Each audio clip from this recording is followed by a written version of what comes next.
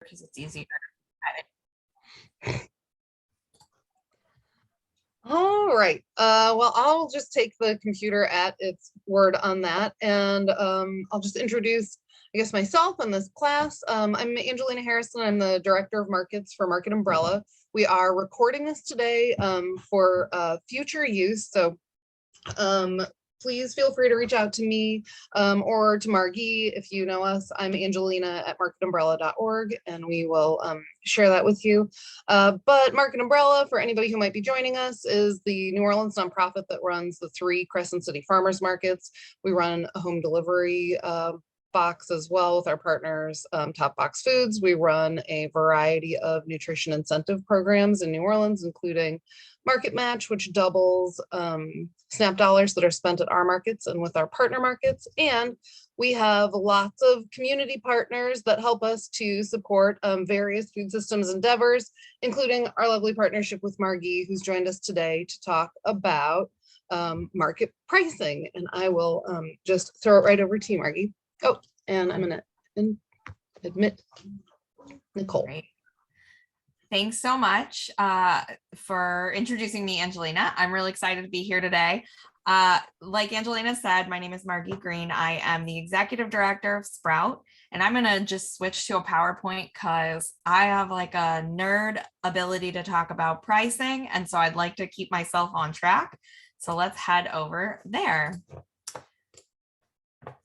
And like we said, this is being recorded for future use. So I want to say one housekeeping thing, which is that over here at the Sprout offices, we are right on the train tracks. And what happens often, especially if I'm talking and especially if it's being recorded, is that the train will come by. So if it's really loud, I'll pause so that that train doesn't just ruin future presentations. And if it's kind of mild, we'll keep going and be tough.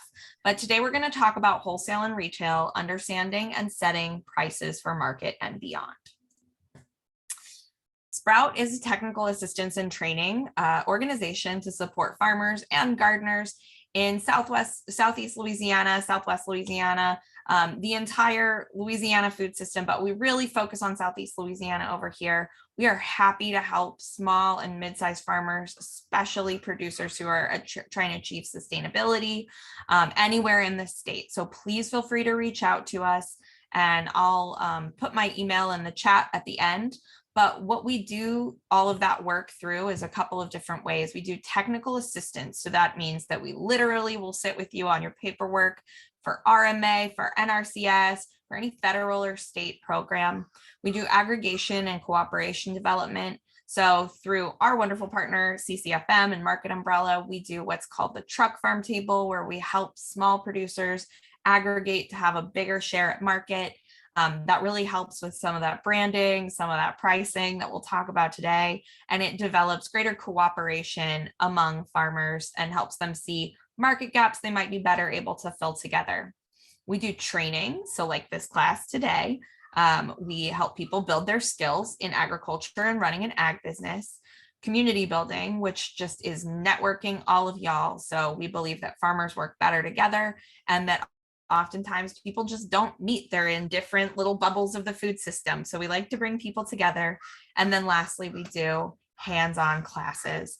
So if you want to get your hands in the dirt, we do things like irrigation, building, planting techniques, seeding. We even have a community greenhouse where you can come learn to change your operation up a little bit.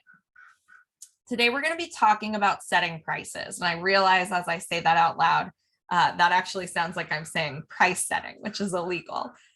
In market situations, your market managers and the folks who are running a market cannot tell you what price to set things.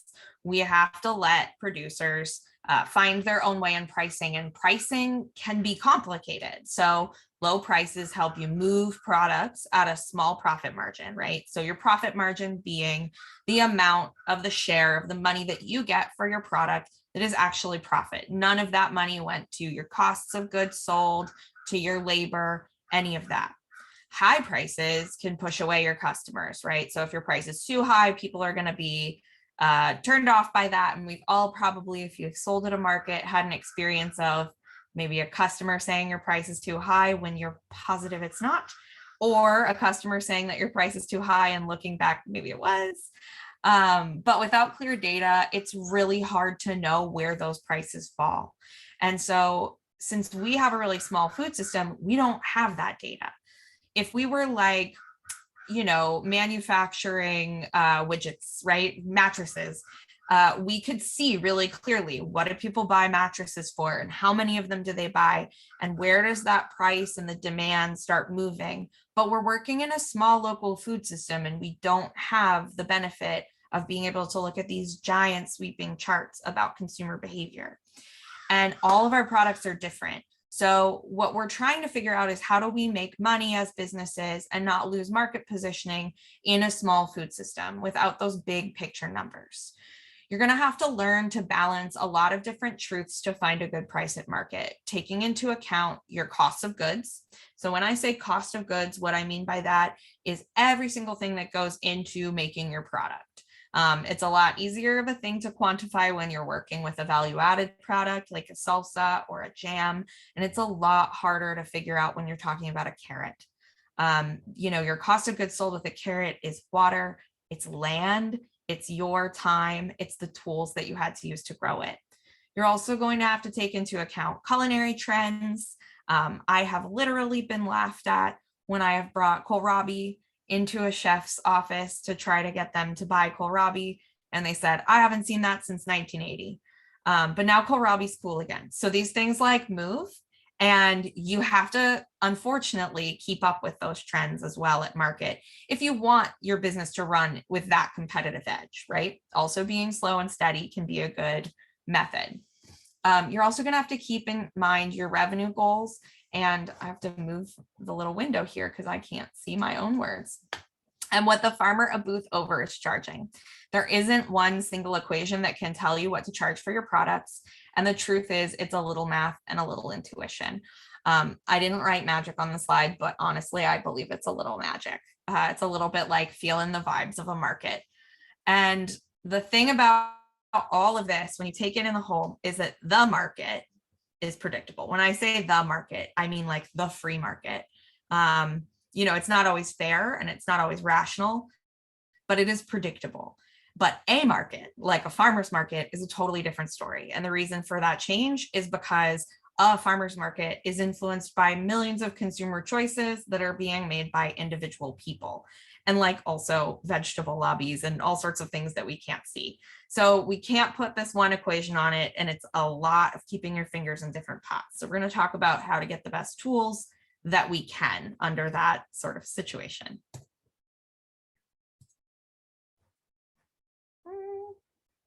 Click, there we go. You need to choose a pricing strategy first, and you're going to be wanting to bring in a lot of different types of pricing strategies. So not everything on your table is going to follow the same pricing strategy, and there's not going to just be a one size fits all. Your pricing strategy is based on who you're selling to, where you're selling it, what they're willing to pay, and what other producers are charging for a similar product. So you're not going to set that price once. It's a living number, sort of like a living document. It will fluctuate from year to year, not just because of inflation and not just because of the prices of food changing in other markets, but because people's willingness to pay for something will change over time based on its, desirability. So it's also going to depend on the market, not literally the market, but the farmer's market that you're at. Farmers markets have different cultures. You'll best know the culture of the market that you go to, and you'll best learn it by going to it. For instance, in this situation, when we're talking in New Orleans, the Thursday market is super different from the Sunday market. The Tuesday market is very different from the Thursday market. So you're seeing who the customers are and what the demand is. And what about those things that you're selling that can't be found in big box stores? That's going to have a whole different set of rules. You might not be able to find, like filet that's made from local sassafras at Walmart. So you're going to have a different demand and customer base depending on what the product is. And then you're also trying to take into account if the product is a luxury or a necessity. So flowers, very different pricing strategy than collard greens. There's a lot of even market indicators that are set on luxury goods. I think there's I didn't even think about talking about this, but it's always interesting to me. That one of the indicators of a recession is if nail polish is selling. And so if a lot of nail polish is selling, it's the indicator of a recession because it means people aren't going and getting their nails done. They're coming home and doing their own nails. So your product might be more vulnerable to the actual larger economy, for instance, flowers, but it also might be able to withstand trends that are going on in the world. For instance, sometimes when people are sad because the market is doing bad, because the economy is doing bad, they want flowers. So the last, not the last thing, another thing to take into account is the objective. So why are you as a producer at the market? That's going to be a big thing that we're going to talk about. A lot of this is like the technical side of running a farm business. And I just think it's nice to call out that sometimes that can feel icky. A lot of us get into farming because we believe in caring for the soil, caring for each other, caring for our communities. And that there really is a big difference between being a community grower and being someone who's trying to run a farm business. And I think both of those things are incredibly noble. And they're also very different. And so sometimes if these aren't topics that you want to engage on, then maybe running a farm business that's going direct to retail isn't the thing that you're going to thrive at. And that can be just a good data point as you build out what you're doing for your career. If you really hate talking about pricing and going to market and setting high prices, then like maybe running the farm business is not what you want to do. Maybe you're just a grower. Maybe you have the world's biggest hobby. There's also going to be a values proposition. So that is a value proposition, not a values proposition. That's what makes your business more valuable to people, what makes it genuinely different. This part is about your intrinsic value, not about your lived values. So pricing strategies can help fill a gap in the market, but it's also important to remember that not all gaps in a market are profitable to fill. I'm going to break that down a tiny bit more because it sounds really complicated, but we have a tendency to believe that if there's a gap in a marketplace, that someone will be able to fill it and it will be profitable to fill it because it is a gap. But there are some things in this world that are not profitable to provide. And so you need to take that with you as you're deciding what your product offerings are. For instance, I think a really good example of this is public transportation. Public transportation is inherently not valuable to provide, but it is a value, it is not a, sorry, I said that wrong. It is not profitable, but is incredibly valuable. So when you're figuring out what you want to bring to market, you are balancing gaps in the market, things that are needed, and what you can actually make a living selling.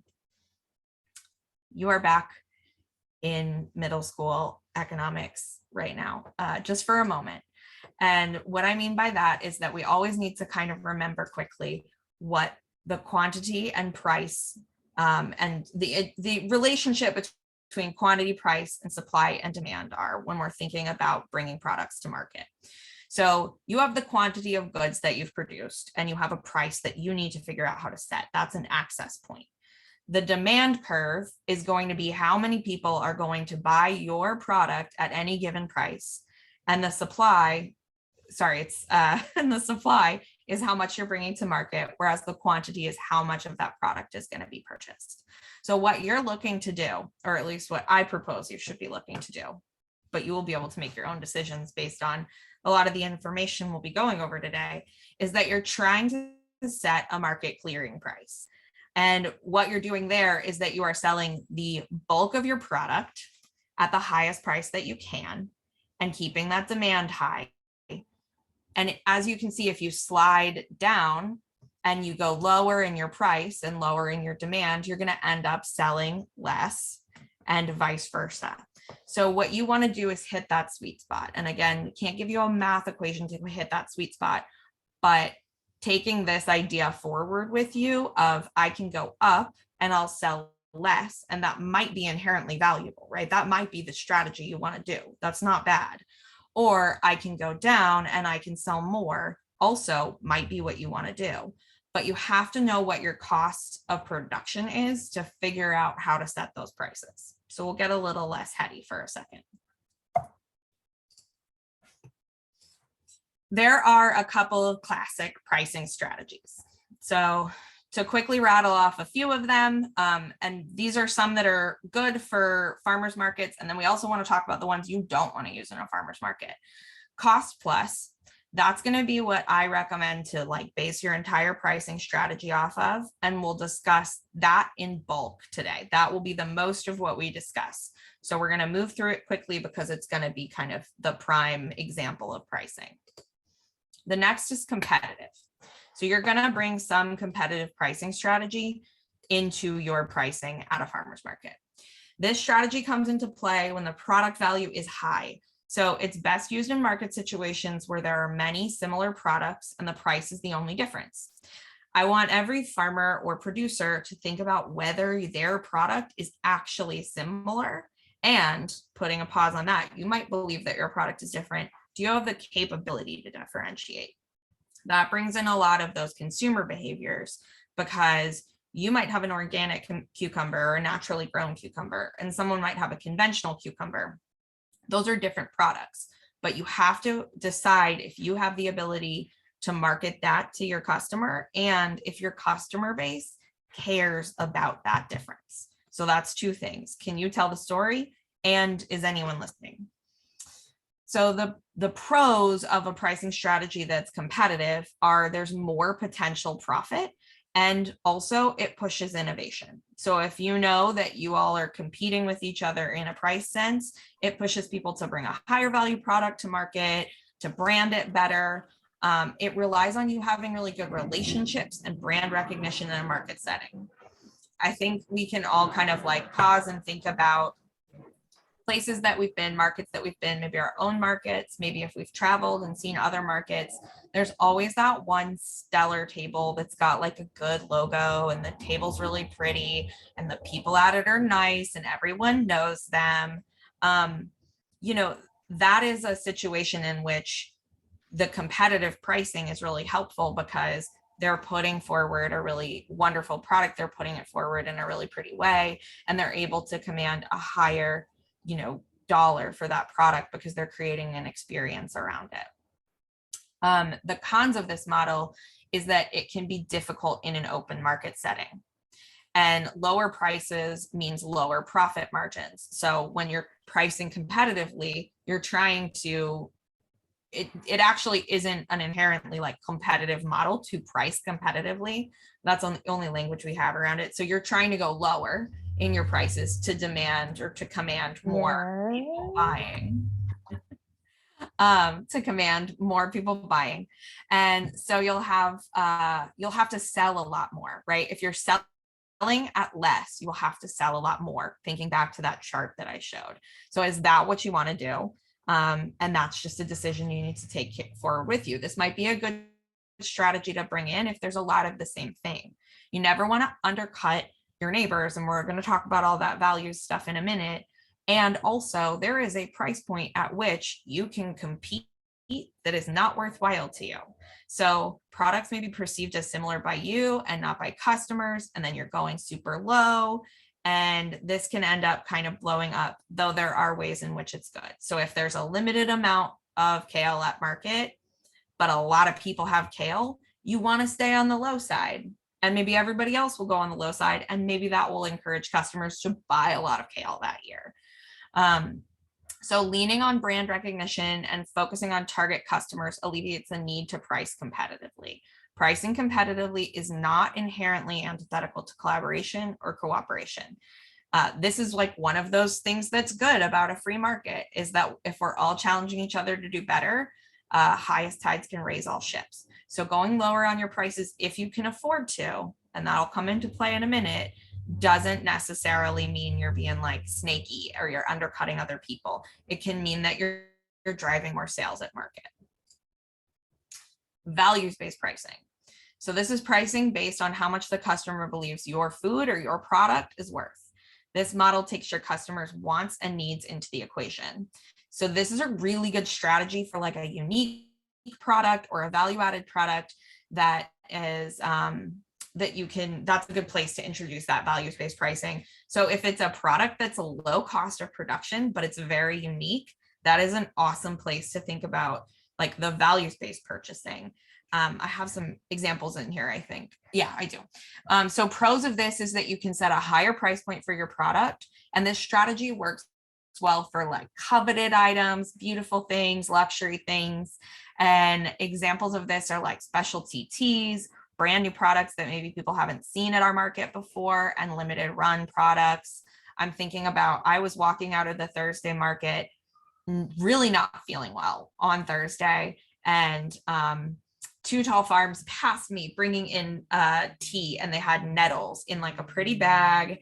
And I've never made nettles tea. I grow nettles all the time, and I never actually make them into tea. And just like seeing it, I was like, that could be my life.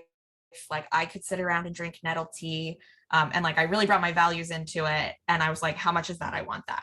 Right. So that's what values-based pricing is, that like I had already decided in my head that I needed that product because I'm a consumer when I'm at market. And, they said $7, but honestly, I think they could have said $9 and I would have just been like, fine, what's your Venmo? And obviously there's a limit to that, right? And I am a certain kind of customer that someone might be angling to get. So just bringing that in is like, what is the value of your product to people? I also think about examples of this, like when Shishitos were first at market. I think I might be wrong, and I'm gonna look and see if I can see video. I think that my garden is the first garden that brought Shishitos to market years and years and years ago, to the Crescent City Farmers Market. And it was like people had heard about them from fancy restaurants, and I like could not keep them on the table. People got mad if they weren't there when they came. And I was like talking to people about how to blister them. And it was really like very much like a fancy food, and they were flying. Now, totally different story, but like that's values-based pricing. I was not pricing them in relation to other peppers, even other frying peppers that were being sold at market. I was pricing them because they were Shishitos. Other great examples of this are like Amorphous and Veggie. They both sell really amazing specialty products that you're not going to get anywhere else. And you're also like, this is like a cool thing to be buying or participating in.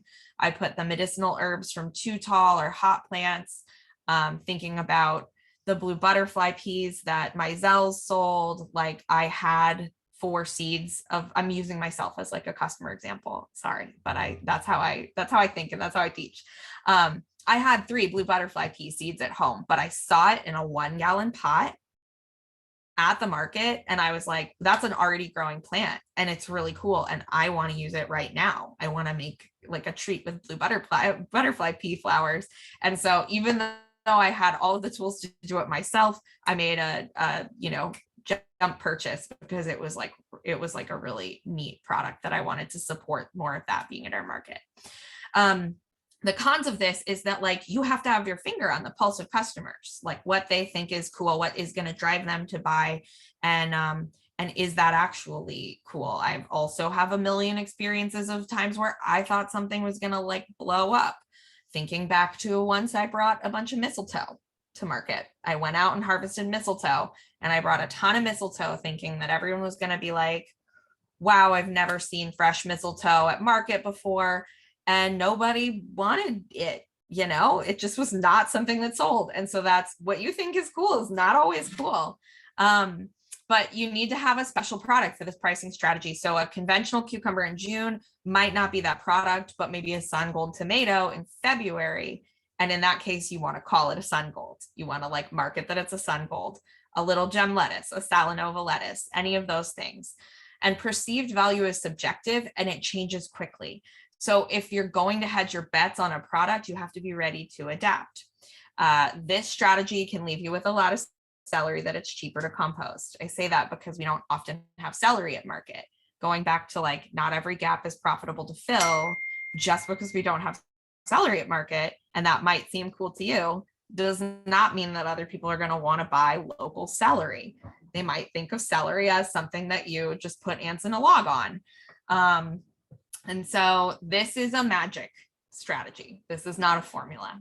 It requires a solid brand, super good products, great marketing, and good customer service. And if it only works once, it doesn't work. They have to remember how a product made them feel. And I don't mean that as some sort of like trick and some sort of consumerism.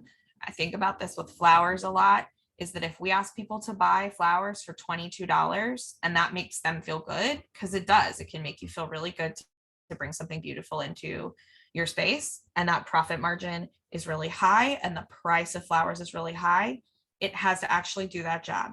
So that's why, as flower growers, people often recommend you don't ever want to sell something that's not a cut flower that's going to wilt the minute that your customer takes it home. Because if they spend $22 on it, because that they will spend $22 on this high value item and it immediately wilts, that's going to make them feel bad, especially if that was a big purchase for someone.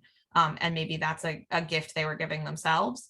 So that pricing isn't just a one and done. You're not trying to trick somebody into giving you $22 once. You're trying to build a relationship with someone where they see the value and the benefit of local products, and they're building a relationship with their food system. Okay, so these are the ones that I think we can learn a little bit from, but they do not apply to local food. And I said we're back in, high school economics. So Keystone is doubling your wholesale costs. You are not a reseller. So this isn't a solid strategy, and it can be a good way to resell. What we can take from this is it's a good way to resell other farmers' products in a CSA or an aggregation model. So if you're doubling a wholesale cost, then you know that your profit margin is double. So it's like a really good way to move something through. Thinking of farms that buy other people's products for CSA, when you're factoring in what the cost of that should be as it's going out into your CSA, you want to make sure there's a profit margin on every product that's in that box. And so in that sense, a Keystone model can work. Target return is basing your prices on making a return on the investment of your farm or paying off debt. So this is not a model that you want to use to set your price at a farmer's market, because you won't be able to see the big picture of everything you've put into your farm. But it's important energy to carry into your farm business. If you want to run a sustainable farm business, you want to be thinking about the prices that you're charging at market as being relational to the debt that you might be trying to pay off in that business. Penetration, terrible method. This is what we need to say. Do not do this. This is hooking people with a low price and then hoping that you can raise that price over time. I see that happen so much more than you would expect, that people are like, oh, well, I'll just price it really low and get people to buy it, and then they'll keep buying it. That is not going to work. You cannot charge someone $6 for something that you charged them $2 for a couple weeks before. This is something that happens with new growers a lot, is that they're worried about charging what they're worth. They're worried about coming in with a price that actually helps them build their business. And what it actually does is undercut other growers in the long run. And then price skimming is the opposite, right? It's starting high and then going low. This does not apply to ag at all, but it offers some insight into CSAs. It's getting an upfront investment from your consumer, your customer, and then being able to continue a relationship with them. So that's a place where I think that that high upfront cost can really apply to local ag. So we can, because we started a minute late, I think I'm going to go quickly through some of this. The avenues that you're going to be making your sales, you should be able to divide them in your head. You're going to be making sales that are retail, bulk or intermediate, and then true wholesale. A lot of this gets confused, and I want to kind of tease it aside, but retail over here, that's your farmer's market, that's pop-ups, and that's roadside sales. That's sales where you are talking to the end user of the product. In your bulk or intermediate, and the true wholesale and the bulk and intermediate are where we get mixed up a lot. That's your restaurants, that's your value-added producers like jam makers and jelly makers and salsa makers that might be buying your local food. That's smaller CSAs that aren't able to buy a ton of stuff, and it's smaller grocery stores. True wholesale is going to be big grocery stores that might be distributing to multiple access points, like you selling to a wholesaler. So if you're selling to a JV, if you're selling to a Cisco, any Capital City Produce, anything like that, that's you selling true wholesale. And then larger CSAs that might be doing 200, 500 box distribution. And then also bigger institutional customers like schools, food banks, nursing homes, anything like that, that's going to maybe command a true wholesale. This is what I can go a little quicker through. If you don't know what the cost of your product is, you will not know how to price it or negotiate. So most growers, this is like the cold hard truth. I think everyone thinks that no one else is doing it this way and they're the only one with this dirty secret. Most growers set their prices based on a nebulous understanding of other growers' prices. And this can be like a game of telephone. Oftentimes people don't even have a conversation. They walk around, they see a price. That person walked around and saw a price. And so that price is not set on anything real or consistent. And then the whole market is reacting to that price. You need a few seasons of records to know how much growing things costs you, but price indexes and other growers can help with this. So having open, transparent conversations, challenging each other to raise or lower your prices, whatever's best, really being able to talk to other farmers and other producers about your prices is one of the best ways to move forward. And it's something that we tend to not do in our community. It is okay to follow the market rate for a while as you build out your own records. So your prices are going to be set based on cost of goods and labor. So what you're bringing into making that product plus labor. We often leave labor out. So the last stage of the product's life is retail. Retail is the most labor that you are going to do because you are going to the farmer's market, you are setting up your tent and table, and you are talking to your customers. Retail allows you to set a fluctuating price and work with the end user. So you can make concessions and you can say, you know what, like, I love you. You've been coming to my table for a long time. It's okay that you don't have that 50 cents. Like, we're good. Bulk and intermediate is the second highest labor cost. So some customers might have to pay a retail price to buy at this point. I think this is something that we get confused about. If you can get a wholesale price is going to depend on the demand and the relationship and your ability to sell that product retail. So if you have a really high value product and someone just wants to buy a lot of it, and they don't have a wholesale relationship with you, they might not be able to command a smaller price. Like, that might not be something that you're able or willing to do if you could move it all retail. Don't confuse bulk and wholesale. Small enough numbers might only command a small discount. You should always take into account that, like, you won't be doing the labor of selling it retail. If someone comes, like, you'll see this a lot with strawberry flats. They're cheaper when you buy them by the flat. That might be the extent of a discount that somebody is able to give during high season when they have a lot of demand for their product. And then wholesale, which very few producers are selling wholesale in our food system. And it would be great if more people wanted to. Wholesale is the least labor and the lowest price, but wholesale is going to be the lowest that you'll go. So you want to set your other prices to relate to what you intend to sell wholesale. Oftentimes people decide to not sell any wholesale because they might be able to move all of their product retail. But I really want you to think about what the difference between an intermediate wholesale price is for you and a wholesale price is for you. And if you are doing some labor to get the food to an end user, it might not be a true wholesale price that you're able to give somebody for that product. So the general. Could I give one quick example about that for this year too? Because one thing that I've noticed is that, you know, a lot of the small producers that are vendors in our markets have come back to market from IDA, but not made a complete recovery. And so their variety is more limited and the volume of available produce is more limited.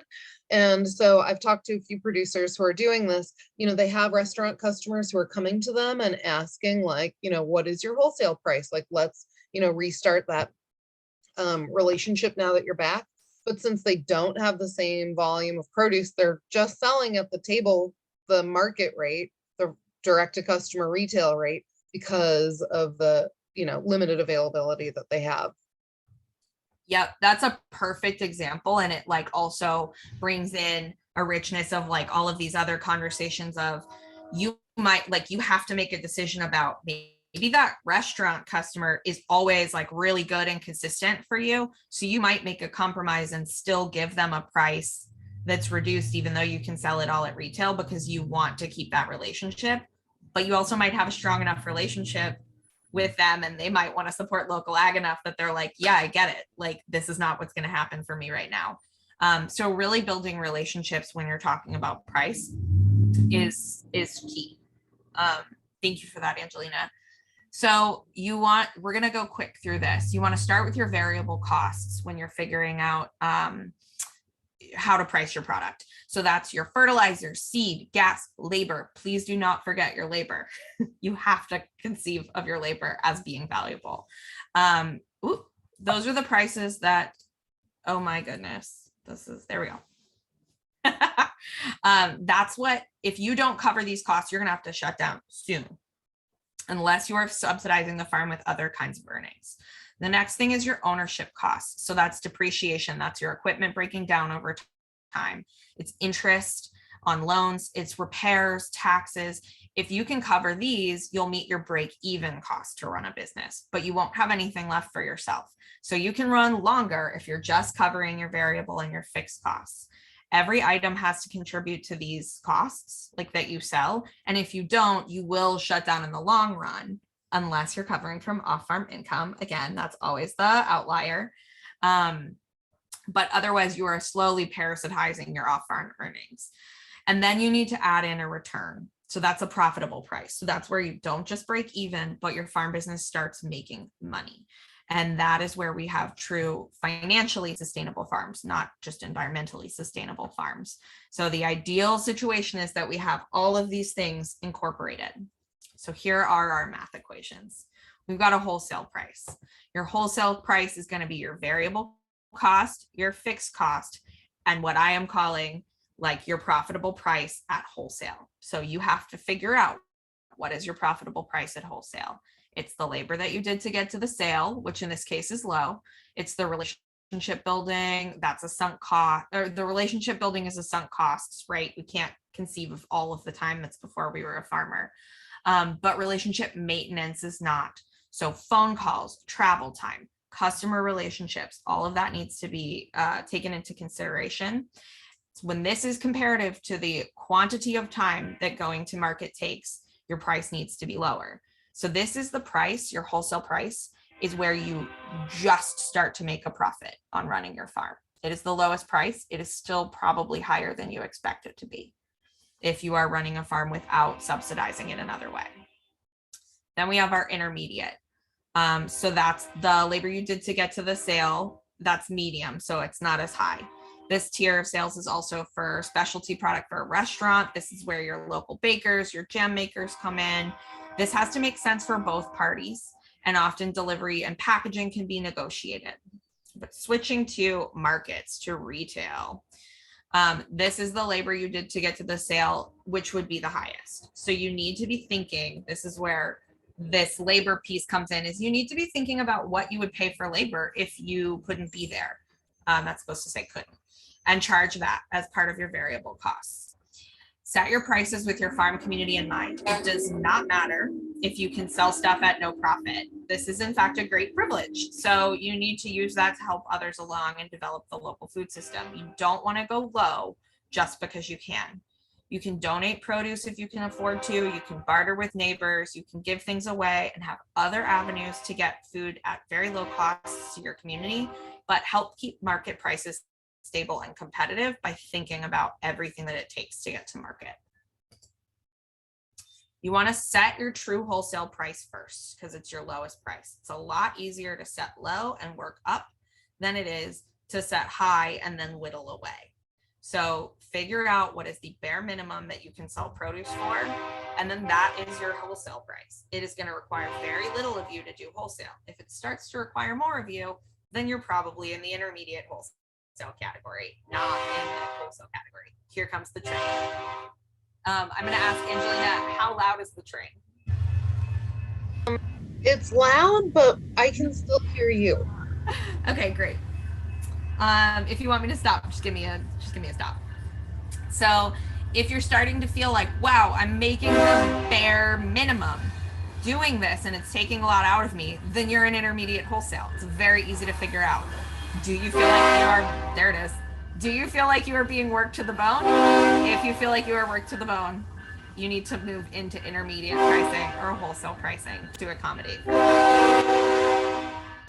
Muting.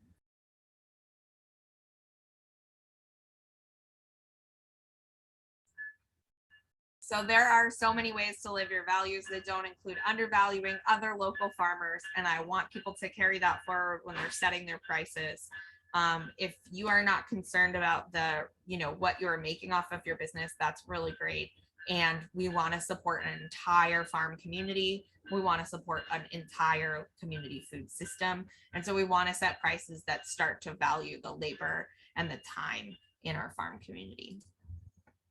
But then also balancing that with context matters, and these relationships matter, and your values do matter. The concept isn't rigid, it's a framework. So when you are making concessions, think about, are you building a relationship? Are you offloading a product that you do not want anymore? Or are you serving a community need? Those are places where you might switch your pricing strategy to account for other reasons that you are pricing the way that you would be. So now we're going to quickly just look at a couple of tools that I have used or developed or worked with other farmers to use or develop over the years to help us set pricing. So first we'll do, okay, here's what I want to start with.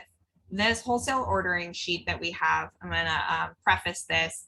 This is a reason that we really want people to develop their own pricing and know what their wholesale price is and what their cost of doing that service is. So this wholesale ordering sheet, I think I have to exit to do this. Yeah. This wholesale ordering sheet right here. And I blacked out farm names. This is what you want your farm business to be able to do at a call, on a single call. Is have people call and say, what is your wholesale price for X, Y, and Z, and how do I get it, and what is the amount that I need to be able to deliver? You want to always be able to answer these questions. These numbers came from, I think, a lot of collaborative work over several months between like our market manager. I'm sure some of this came from collaborative work that Angelina and I did during COVID. And so you want to be able to look at this and say, like, basically, if you can't answer these questions quickly, you might have a relationship with someone where they're willing to keep asking.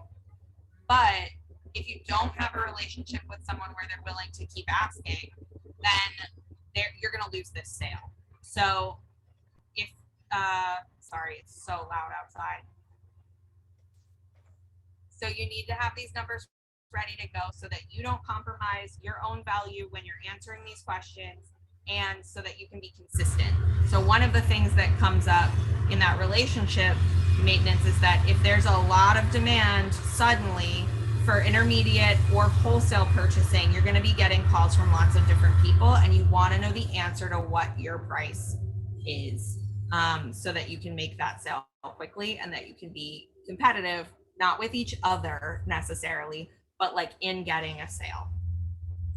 So we'll leave that one. I can't see all my windows at once. And we're gonna go to our raw price index. So this is our 2018 raw price index from the market.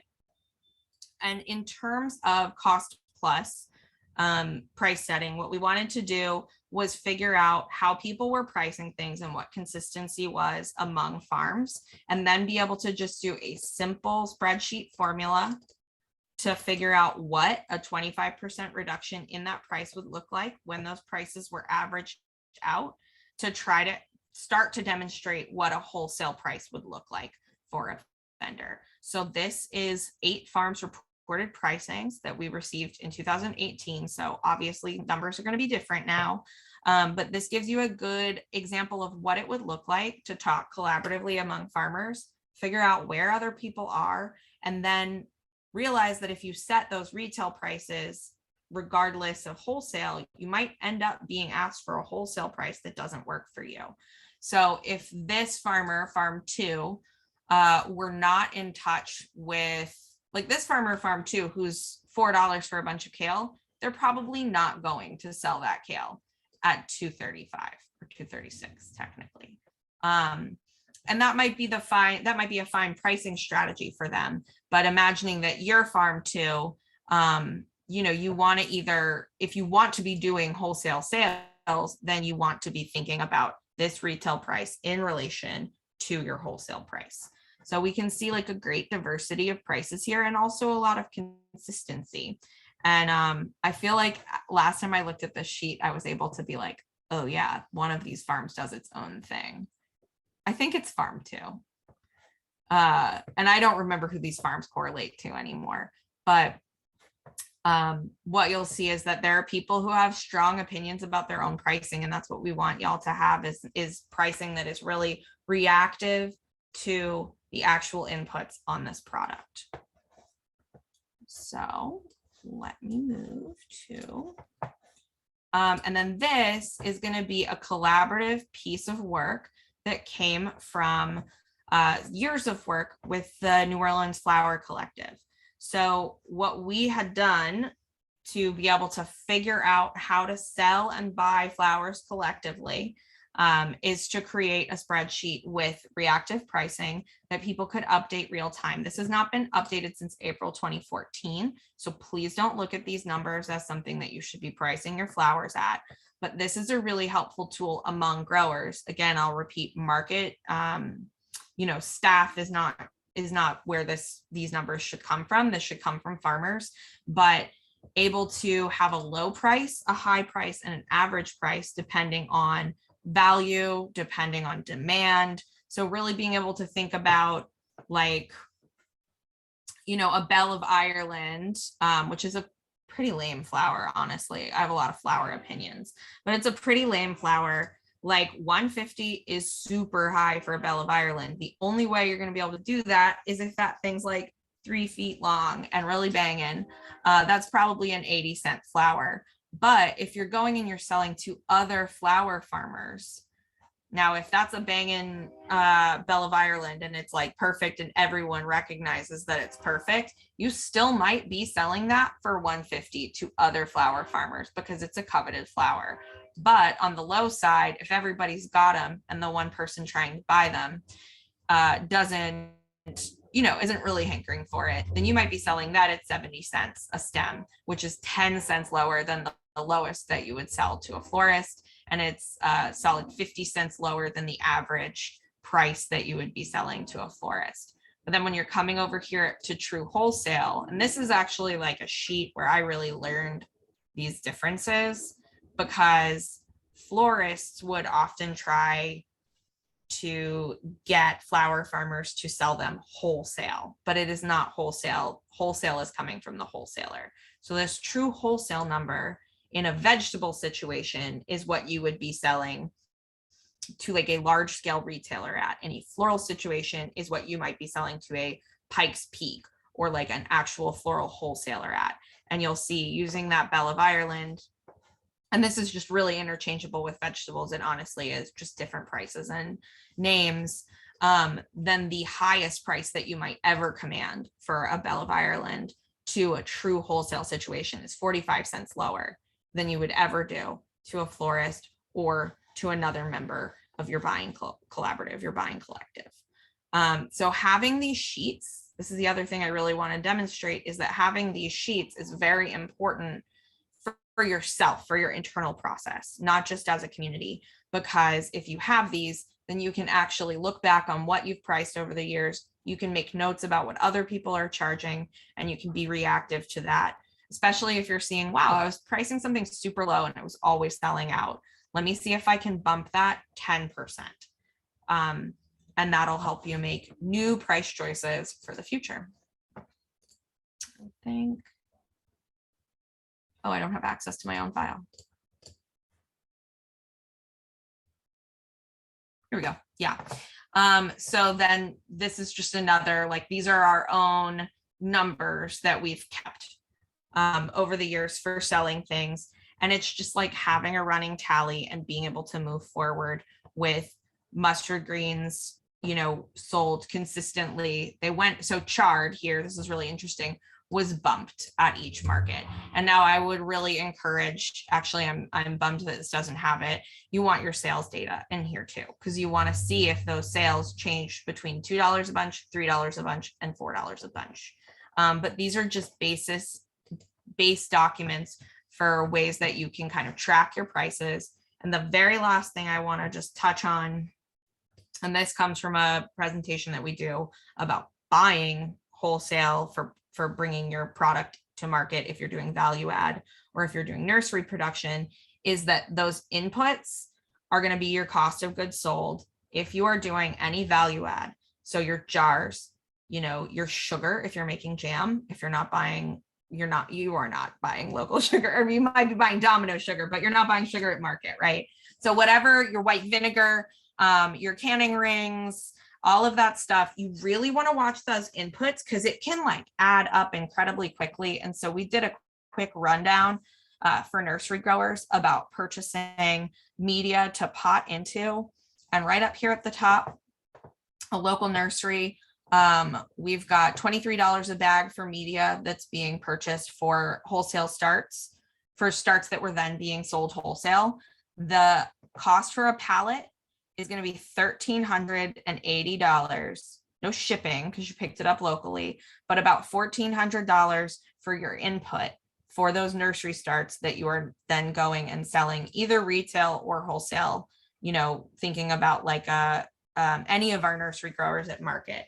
So if they're spending $1,400 for 60 bags of soil, then just sliding all the way to the bottom because we're tight on time, you can get that same bag if you're buying in bulk for $1,155, which is a grand total of $693 total. So it is half the cost to purchase that in bulk, and that will double your profit margin. If you are halving your costs, you are increasing your margin. And so we always want to encourage people, though it might be, if you have the wild hair that you want to bring a value-added product to market, really spend time researching and developing what the cost of goods sold going into that product are going to be. Because if you just run to Walmart and buy a couple of flats of ball jars, and then you go and you buy a couple of sheets of Avery labels, and then you spend a lot of time tooling around with those labels and like trying to figure out a label, that might be a great way to develop that product and see if people like it. But long-term, you want to be buying those jars at a bulk quantity and a bulk price. You want to be buying your labels at you want to maybe be getting your labels pre-printed so that they don't they peel off, they don't wash off or bleed, so that you're not double labeling. So just thinking about every input that you are putting into a value-added product as changing your profit margin. And though it might feel like not a big deal to run out to Home Depot and buy a bag of soil, if you're going to pot up, a ton of parsley and bring it to market, it can actually half your profits. So think about that long term. And I'm going to drop my email in the chat for the people that are here, but I will also say it out loud for the future people that join us. And that's Margee, MARGEE, at sproutnola.org. I'm super happy to talk about, how you're showing up to market, pricing strategies, all of that good stuff. That's what we're here for. And okay. So Angelina, do you want to say that? Did I want to say? I have so many questions for you, but now we're out of time. I guess one point that I just want to make to your last point about considering the inputs, we've had so many weird supply chain disruptions with COVID that a lot of inputs prices have changed. Like, I always find it remarkable. Market Umbrella has this old newspaper clipping from like the late 90s in our office, and it has a chalkboard of market prices on there, and they have been the same until like this year. It's like, yes, $2.50 for radishes, $3 for collards. It's like the same for 2 decades. But now I think it's really time to think about not only the impact on the cost of inputs, but also the market in general. This has happened. I've watched it happen with milk. Like a gallon of milk at the market costs $6. That used to be like crazy to the customer, but now you get a comparable or whatever into, general typical consumer's mind, comparable gallon of milk at a, specialty grocer for that much or more, like people's perception is also like the market outside of the farmers market is also changing. So it's an important time to consider that, where we might be thinking, oh, it's collards and every year I sell those for $3. Well, this is a year to like pay attention to that. But anyhow, we could really just talk about all this. No, I was like, I wanted to say something. I was like, that could go on forever, but that's just what you were saying is a really important reason to know your fixed cost and your variable costs, because your price will have to rise if you take all of that into account. And if you refuse to look at that stuff, which I totally understand why you would refuse to look at that stuff, but you can't run a business long-term if you don't. Yeah, right. It has to, and it can, because that's just the market right now. Yeah, so I knew that I forgot to mention some other stuff in addition to this training. This is part of a series of training events. We're hosting another one next Wednesday at 2, which Margie will also be speaking at, talking about preparation for NRCS. That's the, oh my God, you know what? I'm not even going to try. I always forget that one. Natural Resource Conservation something. Service. Margie, what is it? Please. Yeah, service. Thank you. And all the programs that they offer that many small producers in our network do take advantage of, and many more could. And then the final Wednesday of this month, the 29th, also at 2 p.m. And oh, you know what? I meant to share the flyer in the link in the chat, because the links to that future event are in here. So let me try to find that and add it. But the last one, it talks in more detail about another point that Margie made about labeling, which is like its whole own thing. Labeling is a component of a marketing training that we're doing. I think we called it Marketing Your Farmers Market Business.